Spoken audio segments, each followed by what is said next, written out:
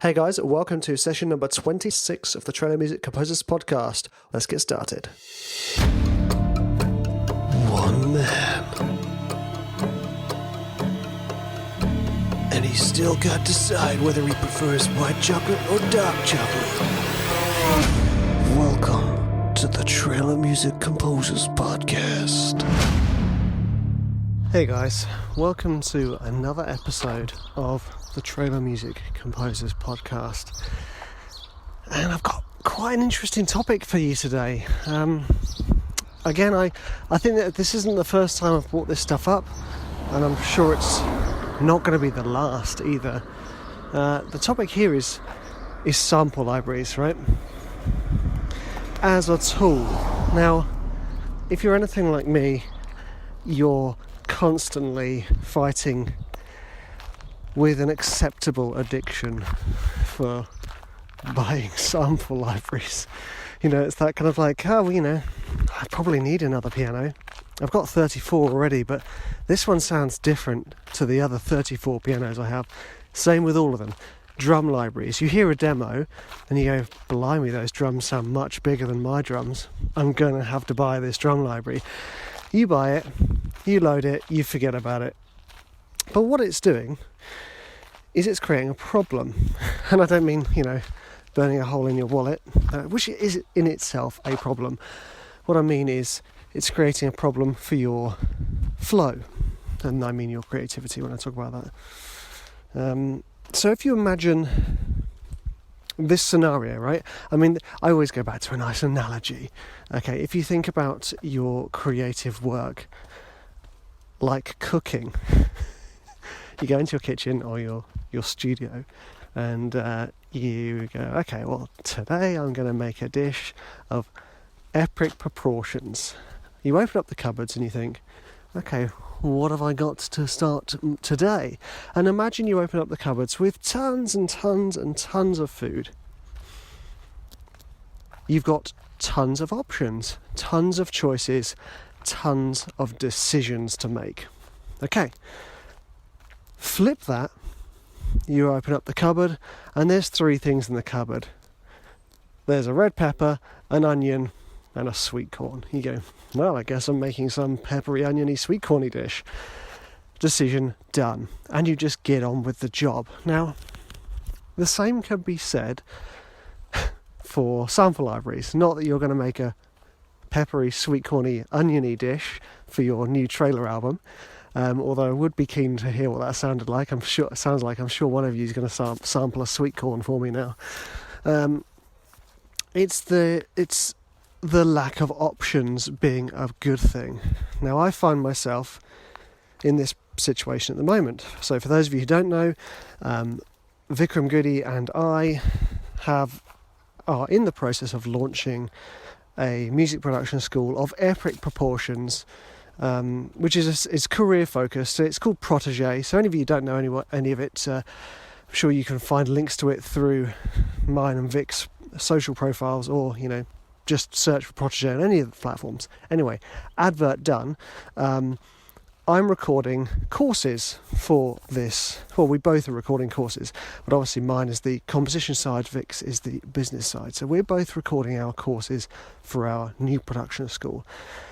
So I'm in the process of recording 30 courses, which ultimately means that I am producing not just a lot of tracks, but I'm having to make decisions constantly. Now, those of you who are anyway inclined to think about energy, not just on a spiritual level, but on, the kind of the prana that you have that keeps your body functioning, your energy levels that keep you going through the day. Any of you who are remotely interested in that notion should be considering the effects on your energy levels that making decisions takes. So when I'm doing all these courses, recording those courses, I'm realising, so today I'm teaching how to do cinematic pop rock. So doing a course on that for the students, and I'm having to make decisions about the sample libraries I choose, about the way I write, etc, etc. And then, the next day I'll be recording a course on ambient piano, and I have to make my decisions on what I'm doing there. And I'm noticing something. The less decisions I make, the more my energy remains constant. And I'm pretty sure there is a lot of documentation on this thing called decision fatigue, which is where you have to get off less noisy ground. This ground is remarkably noisy, although it does make it sound like I'm walking on a bed of crisps. Anyway, maybe a bed of Doritos or any other triangle-shaped crisps for that matter. Anyway, so let's get back to this decision fatigue, because you know me. Well, I think you do by now. You know how much emphasis I place on letting your creativity flow freely, unhindered by whatever it is that you're doing, so that you just let the music out and then release it to the world as openly as possible. And if you've got something in this stage in the process, in your workflow, that is sapping that energy, it needs to be addressed. So, the quickest and easiest way to overcome this, which any of you who've done any of my courses will know, is to do a template. And any of you who follow Christian Henson, you'll know he's a big fan of templates as well. Templates solve the problem to an extent. So imagine I'm doing an epic orchestral track. I will load up my epic trailer template, which has about, 75 channels in it. Now, although, I'm like, check me out, I've got a massive template which is colour-coded and awesome, I'm still having to make tons of decisions, and it's incredibly tiring. So how do we overcome that even when we have a template? And it's all about restrictions. So going back to the peppery, sweet, corny goodness, and what I'm doing at the moment, I'm loading up this file, and I'm very aware that I'm going to be creating a track in a certain style. And I will have a template in mind or a template in use, and I will have instruments in mind or instruments in use. And I will say, okay, well, how's about this, guys? How's about we go about getting the sound we want without loading up another sample?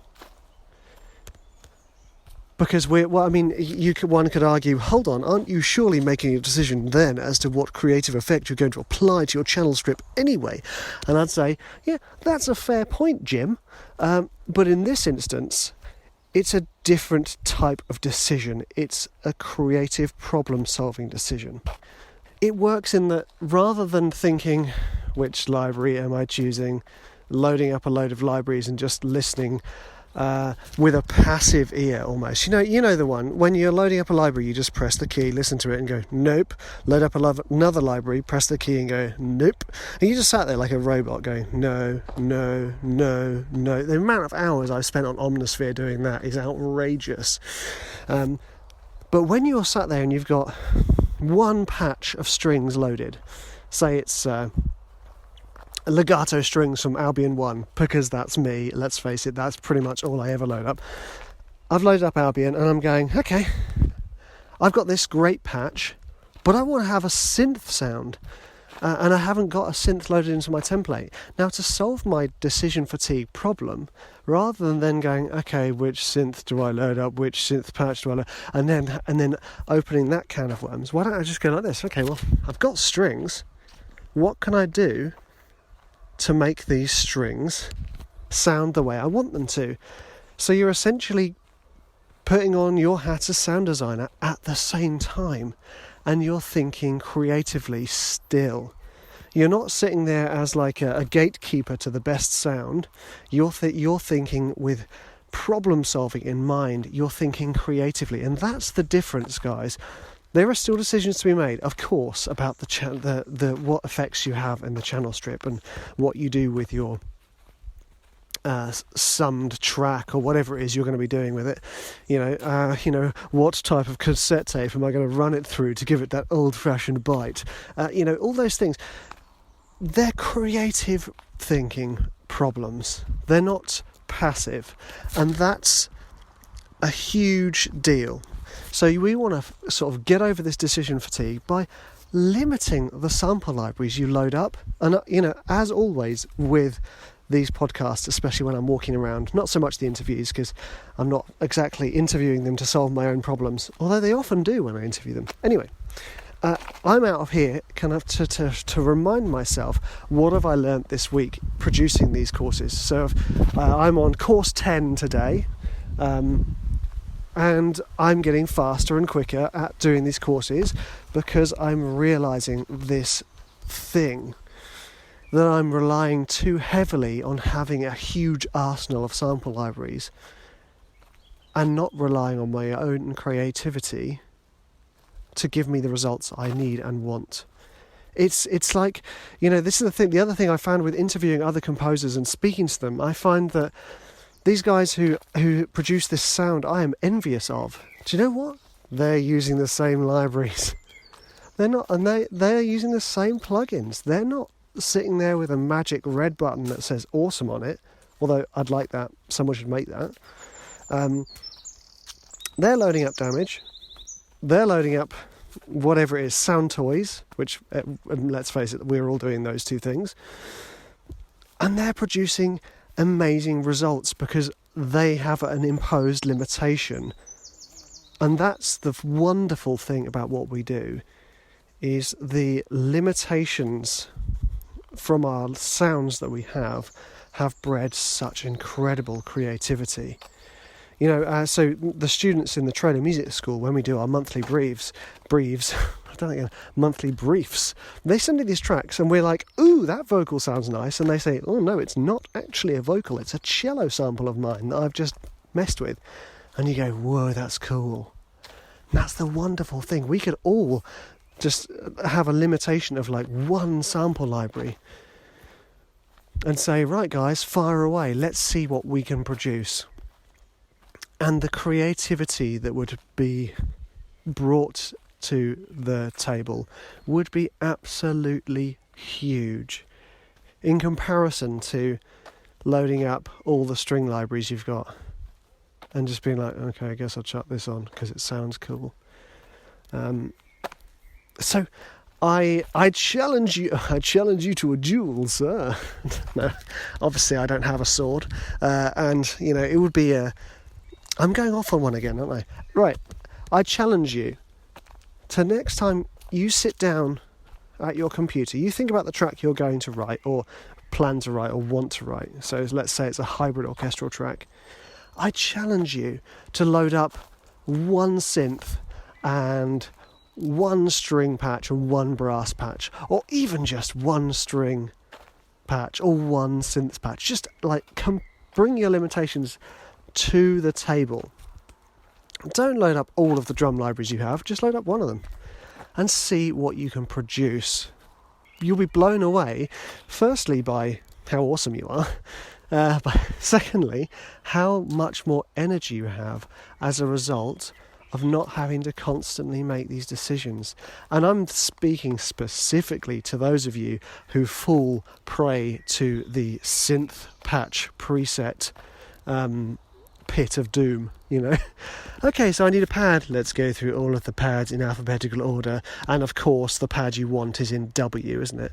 And I fall prey to that quite regularly. And that's why I often fall back on creative effect use over loading the synth patches, unless I already know which synth patch I'm going to be loading, because then that saves me a bunch of time as well. So just try that out next time you sit down to write your track. Just think, okay, what can I do to impose like a limitation on my own writing, so that perhaps the creatist person inside me will step up and bring their best game. because actually I've noticed that in myself it's been a huge boost to my energy, and this is what this podcast is all about. I'm on those crisps again, aren't I? For any of you, just to kind of add to the picture, guys, I'm walking in a giant forest with a bed of nachos and sort of giant vegetarian hot dog trees with blooms of lettuce leaves. It's immense. Oh look, a Doritos dip pool. Anyway. I think all this lockdown has changed my mind. It's turned my brain sour in a good way, like sour cream. Anyway, I'm whittering on, but the point is this: save yourself some energy, improve your creative problem solving, and limit your sample libraries. You don't need as many as you think. And this is for me as well, guys. You don't need that next sample library you're about to fork out $300 on. You don't need it. For now, use what you've got, because what you have at the moment is like a million times better than most of the recording studios that ever existed, in the fact that we have a huge arsenal of stuff. Yes, okay, it's not like vintage Abbey Road equipment, but at the end of the day, very few people in the world can tell the difference between an Abbey Road compressor and the Logic compressor. Very few people. And most of them are probably listening to this thinking, that Richard is a complete boop. Anyway, do yourself a favour, guys. Save some money, save some energy, improve your creativity. I want to thank you so much for listening to me whittling on as usual. I love you guys. You are awesome, and I'm getting so much love for this podcast, so that's probably why I'm going a bit hyper. So yeah, enjoy yourselves, guys, and I hope you're all safe and well. Although this is probably going out by the time the lockdown is finished, but currently lockdown is in full swing. So take care, chaps.